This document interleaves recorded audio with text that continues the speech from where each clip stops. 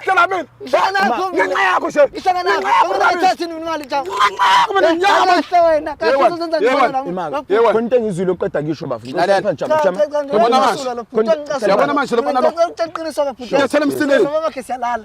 Angiphiki lokho baba kunginikeza imali. Nginje nje ngubaba wakhe. Ukuthi lo wena nkene baba angihlangana. Ngiyekeni phela uhlangana. Ngizwe baba wakhe lo mfuna ukukhuluma baba wakhe angifike enkingeni zakhe mina. Okay. Angihlangana nenkinga zakhe Jama, okay, wena you understand ukuthi ujama umngane wakho. Xa silungise lo phathi, you understand ukuthi ujama umngane wakho, right? Bengumnganami. Yes. Then wafika ekhaya wena kajama kamnandi yonke into, welcome everything, then the next thing wena usulala nobaba wakhe. Yini eyadala ukuthi ugcina usulala nobaba wakhe? Ngibuza nje lo mbuzo nkabe yami ayikabi. Kwenzakala yini eyadala ukuthi usulala nobaba wakhe? Yadala nobaba wena man rubbish. Nginunisela ngemali eqinisweni futhi wami. Imali. Icala isitori besikhuluma lo. Ujama lo ngilongiphikise ukuthi unamanga. Leso ukuthi vele ngifica nobaba wakhe. Vele sasikukhona ilanga sasiphuza ngalo futhi wami. Saphuza sadakwa ngathi ngiyoyichamela. Uthi yabona lapha Lalela thula. Yabona ngalungiselela ukwazi mfowethu. Ngizophendula. Ehlisa umoya jama bese ilungise lento njengamadoda ehlisa umoya. Khuluma ke bafo kwenzakalani? Wafika kubaba wakhe. Wangilandela kahle kahle ubaba wakhe after 9.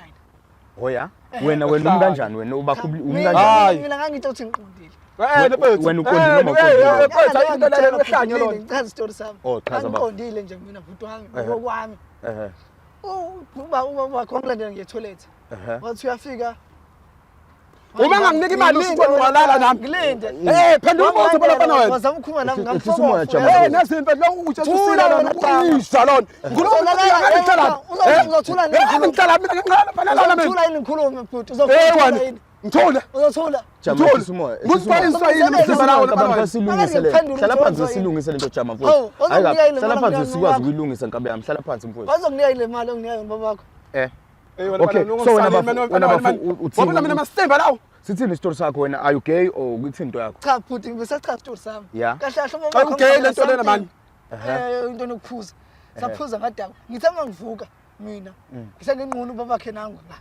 And ayikhona into ezizwakala ngi. Bafethu, njengamanje ngizodlulisa isimemezelo nesicelo bafethu ukuthi siyanicela ngenhliziyo emhlophe bafethu ukuthi abantu abayeke ukuthatha icontent yethu bayenze icontent yabo ngoba leyo nto iyasilimaza kanti nathi la ekhaya asinaso isponsor esitheni siyazama nje lapha nalapha esikuhlanganisayo ukuthi sikwazi ukuthi sisize abantu bakithi lapha eSouth Africa balungise inkinga zabo nabangani babo. So siyacela kakhulu bafethu ukuthi nisize because kumele nize ku YouTube lani kuyikhona nizokwazi ukuthi nibuke khona yonke into leyo ukuthi nithatha icontent yethu niyoyiposta kwezinye indawo nisilimaza kakhulu ngoba kuthina akube kusangena lutho kanti egcineni khona abantu okufanele basizakale kulento esiyenzayo. Siyanicela kakhulu bafethu nikwazi ukuthi sisizakale kulo ndawo. So bafethu singakhohlwa futhi if ukuthi uyafuna ukuthi usidonatele ungasinika lokho ongangamandla akho lapha kuleli button elibhalwe thank you kulobo thank you naku uzobe ukwazi ukufaka ama banking details zakho ufake yonke into ukwazi ukuthi usiphosele lokho onesifiso sokusiphosela khona. Uyabona lonto leyo. Kanti ningakhohlwa ke futhi ningakwazi ukuthi niphinde futhi nibe